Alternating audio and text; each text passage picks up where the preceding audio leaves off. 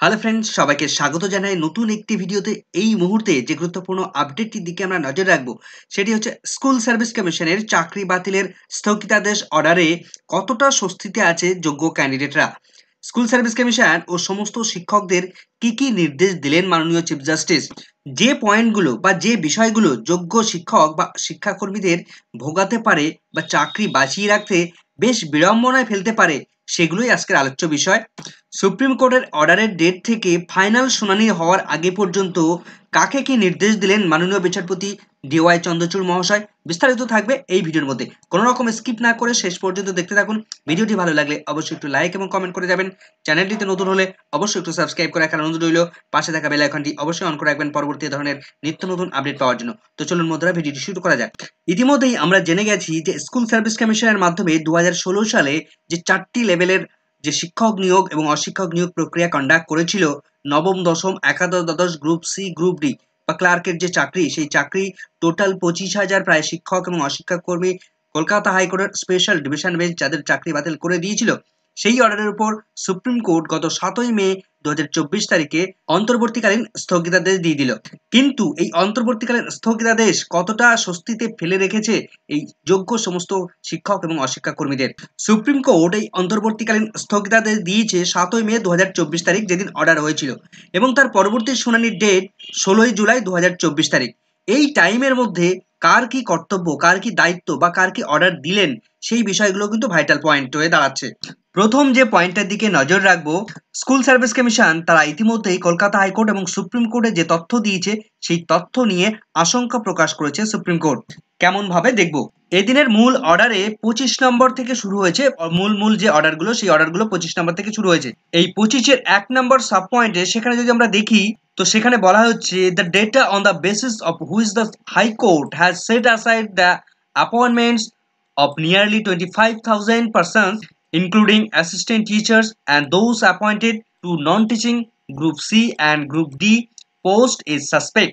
অর্থাৎ school service commission যে তথ্য দিয়েছে, যে ডেটা দিয়েছে, সেই ডেটাতে সুপ্রিম কোর্ট তারাও কিন্তু সন্দেহ প্রকাশ করেছে বা আশঙ্কা প্রকাশ করছে যে সেই ডেটার মধ্যেও অসঙ্গতি রয়েছে। The data on the basis of which, যে ডেটার উপর বেস করে হাইকোর্ট অর্ডার দিয়েছে, সেই সমস্ত ডেটাগুলো সম্পূর্ণভাবে সাসপেক্ট অবস্থায়, অর্থাৎ আশঙ্কাজনক বা সন্দেহ প্রকাশ করছে সুপ্রিম কোর্ট। এখন এই সুপ্রিম কোর্টের আশঙ্কা দূর করতে গেলে স্কুল সার্ভিস কমিশনের রীতিমধ্যে কি করণীয় থাকবে, তার সাপোর্টিং ডকুমেন্টস, যথাযথ প্রুফ তাকে কিন্তু সাবমিট করতে হবে সুপ্রিম কোর্টে। যদি সাপোর্টিং ডকুমেন্টসে কোনো রকম ভাবে খামতি থাকে, কোনো রকম ভাবে গন্ডগোল থাকে, তাহলে কিন্তু যোগ্য ক্যান্ডিডেটরা তারা কিন্তু প্রবলেমে পড়তে পারে। সমস্ত রিক্রুটমেন্ট প্রসেসটা সম্পূর্ণভাবে বাতিল করে দেওয়াতে সুপ্রিম কোর্ট কিন্তু হাইকোর্টকে বেশ কিছু কিছু জায়গায় তিরস্কার করেছে, কিন্তু এমন একটা জায়গা যেখানে হাইকোর্টের প্রশংসা করেছে সুপ্রিম কোর্ট। অর্ডার কপিতে তার উল্লেখ রয়েছে 26 নম্বর পয়েন্টে। এই পজিশনটা যদি আমরা দেখি, when a systematic fraud has been vitiated the entire process, যখন একটা সমস্ত রিক্রুটমেন্ট প্রসেসের উপর যখন একটা জালিয়াতি হয় বা একটা ফ্রড ভাবে তারা চাকরি পায় বা প্রতারণা করে বা জালিয়াতি করে চাকরি পায়, the high court was justified, high court যথার্থ বিচার করেছে। ইন সেটিং অ্যাসাইড, অর্থাৎ সেই সমস্ত চাকরি সম্পূর্ণভাবে বাতিল করে দিয়ে হাইকোর্ট কিন্তু জাস্টিফাই করেছে। The entirety of selection process, সমস্ত সিলেকশন প্রসেসটা বাতিল করে দিয়ে তারা কিন্তু যথার্থ পরিমাণে জাস্টিফাই করেছে। এখন সুপ্রিম কোর্টের যে অর্ডার, সব থেকে যে ভাইটাল জায়গা, সেটা হচ্ছে 28 নম্বর পয়েন্টে। সেখানে বলা হচ্ছে যে যোগ্য এবং অযোগ্য ক্যান্ডিডেট এই দুটো জায়গাকে কিন্তু সম্পূর্ণভাবে পৃথকীকরণ করতে হবে, সম্পূর্ণভাবে সেগ্রেশন করতে হবে। যদি সেটা সম্ভব না হয়, সেক্ষেত্রে কিন্তু টোটাল যে প্যানেল, টোটাল প্যানেলের উপর কিন্তু প্রশ্নচিহ্ন এসে যাবে। এখন এই যোগ্য এবং অযোগ্য ক্যান্ডিডেট পৃথকীকরণ কে করবে? করবে একমাত্র স্কুল সার্ভিস কমিশন, তার কাছে সমস্ত ডেটা রয়েছে। সেই সঙ্গে স্কুল সার্ভিস কমিশন এবং সিবিআই তারা যে তথ্য কোর্টকে পেস্ট করেছে, হাইকোর্ট এবং সুপ্রিম কোর্ট তাদেরকে যে তথ্য পেস্ট করেছে, সেই তথ্যের মধ্যেও কি প্রশ্নচিহ্ন রয়েছে? দেখবো 28 নম্বর পয়েন্টটা। From the materials which has been placed on the record before the high court by school service commission and by CBI during the course of its investigation, অর্থাৎ সিবিআই যখন ইনভেস্টিগেশন করে এবং স্কুল সার্ভিস কমিশন তাদের কাছে যে তথ্য তারা Kolkata হাইকোর্টকে submit করেছে, সেই সমস্ত তথ্য বা সেই সমস্ত রেকর্ডগুলো সম্পর্কে কি বলা হচ্ছে?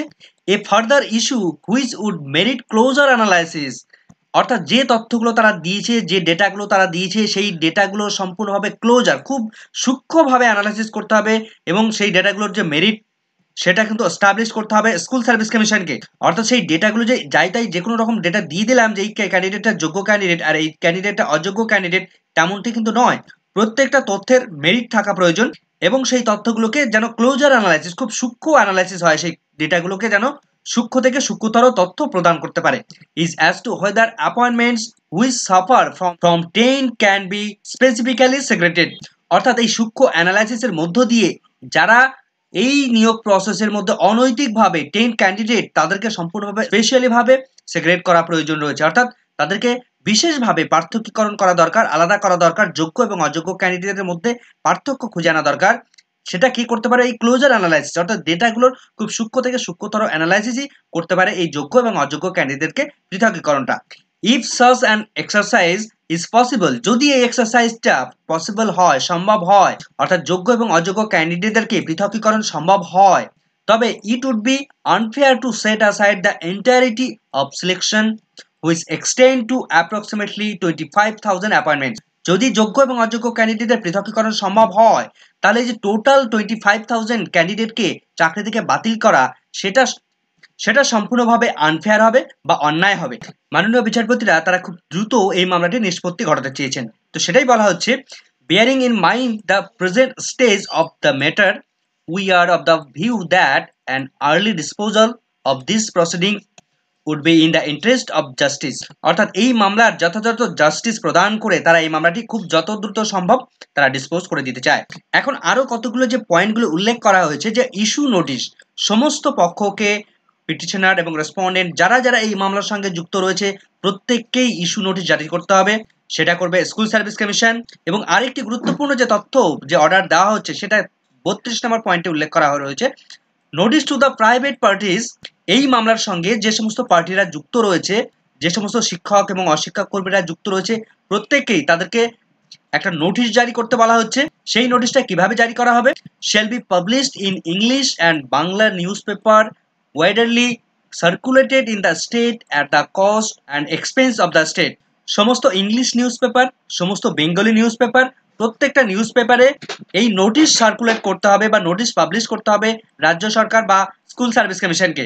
এখন প্রশ্ন হচ্ছে যে এই নোটিশের মধ্যে কি থাকবে বা কি দিয়ে তারা নোটিশ প্রকাশ করবে? দেখুন, এখানে যে মুখ্য বিষয়টা, গত 7ই মে 2024 তারিখ মাননীয় বিচারপতিরা তারা অর্ডার দিয়েছেন এবং পরবর্তী ফাইনাল ডিসপোজাল হবে এই মামলাটির 16 জুলাই 2024 তারিখে গিয়ে। এমত অবস্থায় এই টাইমের মধ্যে স্কুল সার্ভিস কমিশন তারা এই সমস্ত নিউজ পেপারগুলোতে বিজ্ঞপ্তি দেবে বা নোটিশ জারি করবে যে সুপ্রিম কোর্টে এমন একটি মামলা চলছে স্কুল সার্ভিস কমিশনের 4টি লেভেলের ক্ষেত্রে, নবম, দশম, একাদশ, দ্বাদশ, গ্রুপ সি, গ্রুপ ডি বা ক্লার্কের যে সমস্ত শিক্ষক এবং অশিক্ষক কর্মীদের 25,000 চাকরি বাতিল হয়েছে এবং এর সঙ্গে যারা জড়িয়ে রয়েছেন, যারা যে সমস্ত শিক্ষক এবং অশিক্ষক কর্মীরা রয়েছেন, তাদের প্রত্যেককে নোটিশ জারি করতে হবে যে আপনারা এই নোটিশের মধ্য দিয়ে সতর্ক হয়ে যান যে সুপ্রিম কোর্ট এমন একটা অর্ডার দিতে চলেছে বা এমন একটা স্টেপ নিতে চলেছে যে যার ফাইনাল ডিসপোজাল বা ফাইনাল অর্ডার আসতে চলেছে আগামী 16 জুলাই 2024 তারিখে গিয়ে। তো এরকম নোটিশ কেন? যদি দেখা যায় স্কুল সার্ভিস কমিশন তারা যোগ্য এবং অযোগ্য ক্যান্ডিডেটদেরকে পৃথকীকরণ করতে পারলো না, সেক্ষেত্রে প্রত্যেক যে ক্যান্ডিডেট তার হাতে যে প্রুফ রয়েছে, সেই প্রুফ তারা কিন্তু স্কুল সার্ভিস কমিশনকে সাবমিট করতে পারে। বা স্কুল সার্ভিস কমিশনের সঙ্গে এই সমস্ত শিক্ষক এবং অশিক্ষক কর্মীরা তারা কিন্তু সরাসরিভাবে তাদের সঙ্গে যোগাযোগ করতে পারে। তারা কিভাবে এই তথ্যগুলোকে রিপ্রেজেন্ট করতে চাইছে বা কিভাবে তাদের কাছে তথ্য রয়েছে, নিজেদের তাগিদে তারা কিন্তু স্কুল সার্ভিস কমিশনের সঙ্গে যোগাযোগ করতে পারে। যদি দেখা যায় যে স্কুল সার্ভিস কমিশনের কাছে পর্যাপ্ত পরিমাণে তথ্য নেই বা ডেটা নেই, হয়তো যদি কোনো ক্যান্ডিডেট সে যোগ্যভাবে চাকরি পেয়েছে অথচ সেই যোগ্য ক্যান্ডিডেটের পর্যাপ্ত পরিমাণে তথ্য স্কুল সার্ভিস কমিশনের কাছে নেই, সেক্ষেত্রে কিন্তু তিনি প্রবলেমে পড়ে যেতে পারেন। এই জন্য সবাইকেই কিন্তু তার তথ্য ঠিকঠাকভাবে আছে কিনা সেটা কিন্তু স্কুল সার্ভিস কমিশনের পক্ষ থেকে বুঝে নেওয়া অবশ্যই দরকার। এই পাবলিক নোটিশের মধ্য দিয়ে প্রত্যেককে জানাতে হবে যে আপনার নামে এরকম একটি মামলা সুপ্রিম কোর্টে চলছে। এখন স্কুল সার্ভিস কমিশন এই নোটিশ তারা কিভাবে, পাবলিক নোটিশ তারা কিভাবে নিউজ পেপারে নিয়ে আসে সেটা কিন্তু সময় বলবে, সেটা আমরা দেখব। সেই নোটিশের মধ্যে কি কি থাকবে সেটা কিন্তু স্কুল সার্ভিস কমিশন তারা ঠিক করবে। তবে সমস্ত প্রসেসটা করতে হবে 16 জুলাই 2024 তারিখের মধ্যে। এখন স্কুল সার্ভিস কমিশন যে তথ্য দিয়েছিল সেখানে তাদের অর্ডারের মধ্যে, হাইকোর্টের অর্ডারের মধ্যে 240 নম্বর প্যারাগ্রাফে সেখানে উল্লেখ করা রয়েছে টোটাল কতজন ক্যান্ডিডেটকে তারা ইল্লিগাল ভাবে চাকরি দিয়েছে। তো প্রথমেই আমরা দেখব নবম দশমে টোটাল ইল্লিগাল ভাবে চাকরি দিয়েছে। এখানে ওএমআর ইস্যু রয়েছে 808 জন, ওএমআর ইস্যু পরপর এখানে রয়েছে। এখানে 11-12 এর ক্ষেত্রে 771 জন, গ্রুপ সির ক্ষেত্রে 783 জন এবং গ্রুপ ডির ক্ষেত্রে 1741 জনের ক্ষেত্রে ওএমআর ইস্যু রয়েছে। র্যাঙ্ক জাম্প রয়েছে নবম দশমের ক্ষেত্রে 125 জন এবং অ্যাসিস্ট্যান্ট টিচার 11-12 লেভেলের ক্ষেত্রে 39 জন। টোটাল অ্যালিগেশন নিয়ে আসা হয়েছে 983 জন এবং 11-12 এর ক্ষেত্রে 810 জন এবং গ্রুপ সির ক্ষেত্রে 783 জন এবং গ্রুপ ডির ক্ষেত্রে এই টোটাল 1741 জন। ইতিমধ্যে স্কুল সার্ভিস কমিশন এবং সিবিআই তারা রিপোর্ট দিয়ে টোটাল 8000-এরও বেশি ক্যান্ডিডেট তাদের মধ্যে ইললিগ্যালিটিস রয়েছে। এখন এই ইললিগ্যালিটিস যারা যোগ্য ক্যান্ডিডেট তাদেরকে প্রমাণ করতে হবে যে তারা যোগ্য ক্যান্ডিডেট। যদি স্কুল সার্ভিস কমিশন তারা প্রমাণ করতে না পারে যে এই সমস্ত ক্যান্ডিডেটরা যোগ্য ক্যান্ডিডেট, তাহলে কিন্তু যাদের বিরুদ্ধে প্রমাণ করতে পারবে না যে এরা যোগ্য ক্যান্ডিডেট, তাদের কিন্তু চাকরি বাতিল হওয়া শুধু সময়ের অপেক্ষা, তাদের কিন্তু চাকরি বাতিল হবেই হবে। সুতরাং যোগ্য ক্যান্ডিডেট হয়েও যদি চাকরি বাতিল হয় তাহলে আর সে দুঃখের সীমা থাকবে না। তাই ইতিমধ্যে শিক্ষকদের করণীয় হবে স্কুল সার্ভিস কমিশন প্রত্যেক শিক্ষকের দায়িত্ব তারা ঠিকঠাকভাবে তারা ডেটা সার্ভ করছে কিনা সেই বিষয়টা দেখার। তবে সেই ডেটাগুলো অবশ্যই ভ্যালিডিটি থাকা প্রয়োজন, ভ্যালিড একটা ডেটা থাকা প্রয়োজন, কেননা যাই তাই যে কোনো ডেটা দিলেই কিন্তু সুপ্রিম কোর্ট সেটা মান্যতা দেবে না। তাই স্কুল সার্ভিস কমিশন তারা কি কি তথ্য দিচ্ছে সেই বিষয়গুলো কিন্তু শিক্ষকদের বুঝে নেওয়া দরকার এবং সেটা ফাইনাল জাজমেন্ট আসার আগেই স্কুল সার্ভিস কমিশন কিভাবে স্টেপ নিচ্ছে সেই বিষয়টা তাদেরকেও কিন্তু দেখে নেওয়া দরকার। ভিডিওটি ভালো লাগলে অবশ্যই একটু লাইক এবং কমেন্ট করে যাবেন। চ্যানেলটিতে নতুন হলে অবশ্যই একটু সাবস্ক্রাইব করে রাখার অনুরোধ রইল। পাশে থাকা বেল আইকনটি অবশ্যই অন করে রাখবেন পরবর্তী ধরনের আপডেট পাওয়ার জন্য। সকলকে ধন্যবাদ।